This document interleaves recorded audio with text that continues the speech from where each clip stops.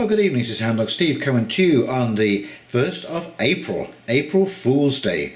And what we're going to be talking about this evening are the extraordinary connections between the Prime Minister's office, Snc-Lavelin, the Bronfman family and Nexium.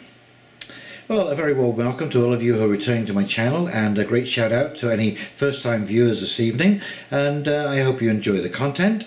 And we are going down a very strange path this evening.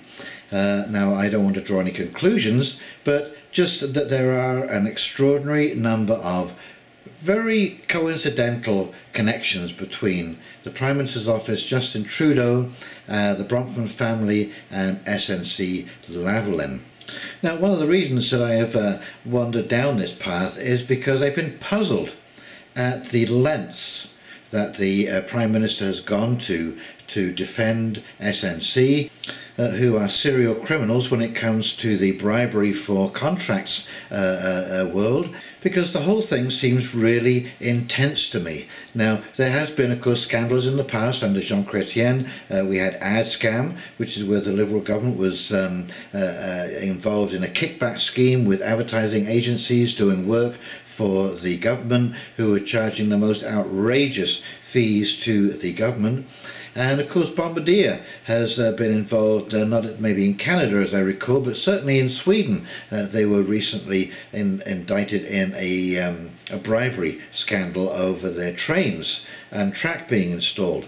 I just found, that's another interesting little connection, is the Liberal government and all of these things seem to happen in Quebec. I wonder what that's all about. Anyway, the first really big connection is Michael Wernick to a guy called Kevin Lynch.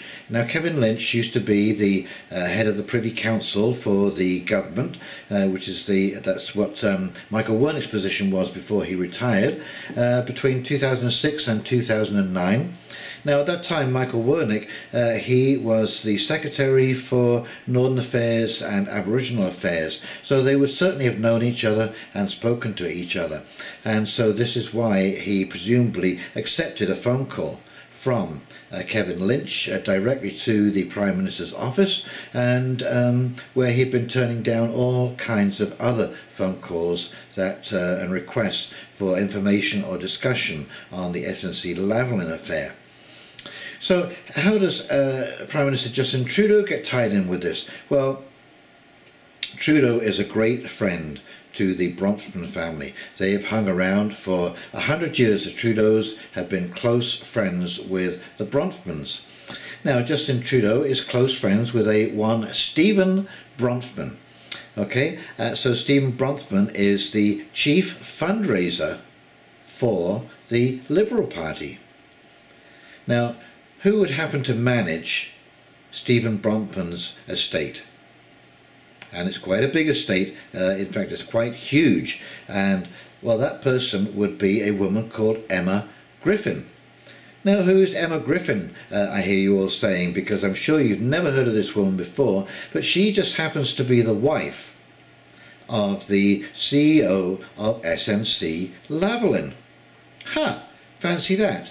Now, Stephen Bronfman is, of course, as you will know, brother to Claire Bronfman and Sarah Bronfman. Now, both those women have been charged in connection with Nexium. Now, Nexium is basically a human trafficking organisation involving sex slaves. There's a chap called Rainier who used to recruit women and they were his personal sex slaves. Now, how far this reaches out, whether he was renting these out, pimping these women, we have absolutely no idea, but they were absolutely bound to him. They were even branded with his initials, and it was even rumoured that Stormy Daniels had one of these tattoos or brands on her thigh. Okay, so these women are in deep trouble. And they're not just light players in this company called Nexium, which is supposed to be an outreach group to help women make a success of their lives, make the most of themselves, like a sort of a women's development kind of company. And but the Bronfman sisters sunk $150 million into this company. And just as a bit of an aside, Claire Bronfman and Sarah Bronfman's lawyer is a chap called Mike Geragos. Now, Mike Geragos is also the lawyer for Jesse Smollett, and he is being represented by Mark Geragos. Now, who should work with Mike Geragos? Oh, Michael Avenatti. Well, Michael Avenatti, of course, he represented Stormy Daniels, who, as I said, has a brand from Nexium. And the way this connects back to Snc-Lavelin is that some years ago Snc-Lavelin were wrapped up in a case of human trafficking. Yes, that's right. Now, these were relatives of Gaddafi, but an agent of theirs went down to Mexico, and she was actually caught trying to smuggle these people across the border, but apparently they had some prearranged pipeline of trafficking people from Mexico up to Canada. So I just find it really interesting. I'm not, like I say, I'm not making any suggestions here. I'm just showing you the lines of connection.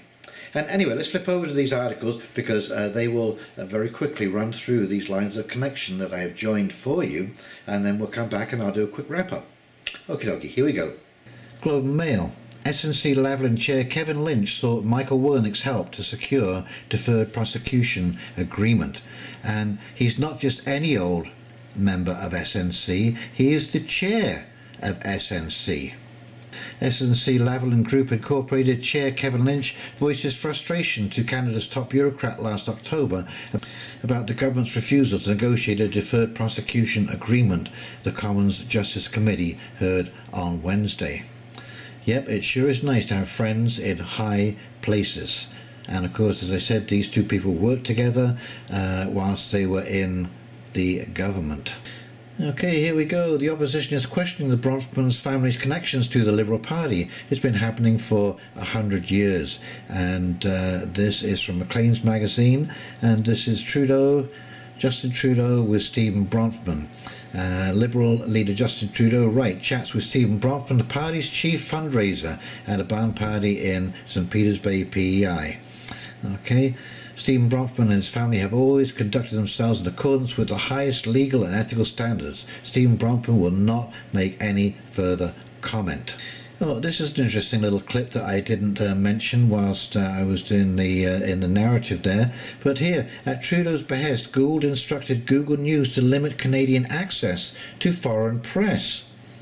Look at this. In the days approaching former Attorney General Jody Wilson-REYBOULD's testimony to the House of Commons Justice Committee on February 27th, at Prime Minister Justin Trudeau's behest, Karina Gould, the Minister of Democratic Institutions, reached out to social media giant Google to pressure the firm to curtail political criticism of the Trudeau government on its platform.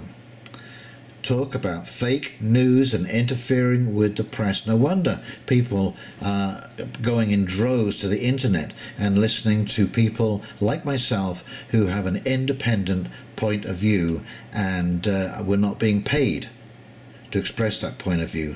But look at that, total control over the press and the narrative. Crime Times, second Seagram heiress accused of fraud in Nexium sex cult case. Two of Edgar Bronfman's daughters now face allegations of fraud for their involvement in the alleged predatory sex cult. Sarah Bronfman, the new lawsuit alleges, ensnared members of the organisation in a fraudulent scheme nationwide tied to Nexium, the controversial organisation led by Keith Raniere and funded in part with Bronfman money, according to the New York Post. Claire Bronfman, 39, was arrested by the FBI in July and charged with conspiracy to commit identity fraud and racketeering for her involvement in Nexium, which prosecutors contend is a predatory sex cult that branded female followers and even forced some into undesired sex, as previously reported by Oxygen. And this is a Frank report. Attorney Sarah Bronfman may be indicted, and why Claire hired Mark Geragos. Celebrity lawyer Mark Geragos was recently retained by Claire Bronfman. He's a good attorney, but his client is so guilty there's only so much he can do. There's so much evidence against her. And here we are, Mike Geragos and Michael Avenatti, 5 fast facts you need to know. Mike Geragos is a celebrity attorney known for his representation of Jussie Smollett, Chris Brown and Colin Kaepernick, among other high-profile clients. He has been identified by the Wall Street Journal as the alleged co-conspirator in the case against Michael Avenatti. Avenatti was indicted on Monday for charges of wire and bank fraud in relation to an alleged extortion attempt against Nike. The Wall Street Journal is now reporting that CC1, who is named throughout Avenatti's indictment papers, is Geragos. Geragos has not yet been charged in relation to the alleged extortion scheme. Vanity Fair. You're going to tell me who the lawyers are. Michael Avenatti, representing Claire Bronfman in the sex cult case, offers to barter with prosecutors. After Bronfman's secrecy about her attorneys angered the judge, the Nexium patroness had a fainting spell. Now Avenatti is gone, but her troubles are just beginning. Seagram's heiress used family fortune to finance sex cult. Feds. The 39-year-old, who is worth roughly $200 million, busted on racketeering charges for her role in running Nexium, alongside 3 other high-ranking members. The sisters quickly ascended to the top of the Albany-based organisation thanks more to their bank balances than any business acumen, and that $2 million had ballooned into as much as $150 million by 2010, including $66 million that Ranier lost betting in the commodities market and $11 million on a private jet, according to Vanity Fair. So we're talking big bucks here, okay? 150 million big bucks. Okay, National Post. Snc-Lavelin executives tied to Gaddafi family lose jobs. A pair of Snc-Lavelin executives who had been linked to Colonel Muammar's son, Saadi Gaddafi, have lost their jobs, the Montreal-based engineering and construction firm announced Thursday night. Okay, we won't go through the whole of this story, but here we are. But the company later admitted it had indeed hired Ms. Vanier to report on the security situation in Libya. The company said it wanted her help assessing whether it was safe to return its employees who had been evacuated during the anti-Gaddafi revolution. Last Wednesday, Mexican officials said Ms. Vanier and 3 others had been formally charged with attempted human trafficking, organized crime, and falsification of documents. And here she is, Ms. Vanier. Now this I thought was very interesting from the Buffalo Chronicle. Snc-Lavelin's CEO's wife employed by Stephen Bronfman to leave Canada imminently. Emma Griffin and Neil Bruce, the CEO of Snc-Lavelin, sold their Montreal home on March 14th for more than $3.3 million. They have not purchased a new home, and Journal de Quebec is reporting that the deed of the sale for their Westmount home states that she will soon become a non-resident of Canada. It is unclear if her move abroad is motivated by the fear of criminal charges. The Royal Canadian Mounted Police has had an open investigation into the firm since it was indicted by Swiss prosecutors in 2012.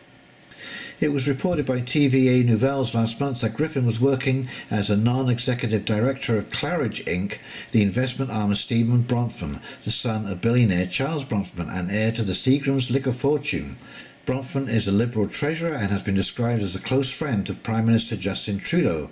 In response to that report, Trudeau publicly denied that his office ever discussed the Snc-Lavelin case with Bronfman. The Bronfmans have been the Liberal Party's chief financiers for nearly 100 years. Yes, she is on my advice, Bronfman confirmed to Le Journal. She is a very good businesswoman who provides considerable expertise. But to become a non-resident of Canada, this means that you cannot be charged. So I wonder what that is all about. We'll just have to wait and see. And this is March 26, 2019. This is very, very recently. So these people, looks like they're on the run. Now, as I say, I'm not trying to make any connections between all of these people, but it just seems interesting that there are some pretty close ties. And of course, this Emma Griffin, she's not just moving away from Canada. They recently just sold their house. She's actually going to change nationality. Now, I wonder why you would do that. They wouldn't make a statement about it. They wouldn't say whether she was concerned about being charged in this affair because of the connections. We don't know. But I will be keeping a close eye on where she goes to, what her husband does next, and all of the connections between the Bronfmans, Nexium, and of course the Liberal Party, because I'm just absolutely fascinated at what you find when you turn over rocks when the tide has gone out. And that is what we're seeing right now, ladies and gentlemen. The tide has gone out, and we can clearly see through the internet and joining the dots who knows who. Anyway, I hope you have enjoyed joining the dots with me, and I am just waiting with bated breath to see where this all leads. But it certainly does seem that there are an awful lot of revelations happening already this year, and people that you would not expect to be wrapped up in strangers of off-duty occupations. Okay, well, I hope you enjoyed this video and the information. If you did, please like, subscribe and comment below, and click that big red button. It really does help when you do. And in the meantime, this is Hound Dog Steve signing off, wishing you a great week coming up, and we will talk to you real soon. You take care now.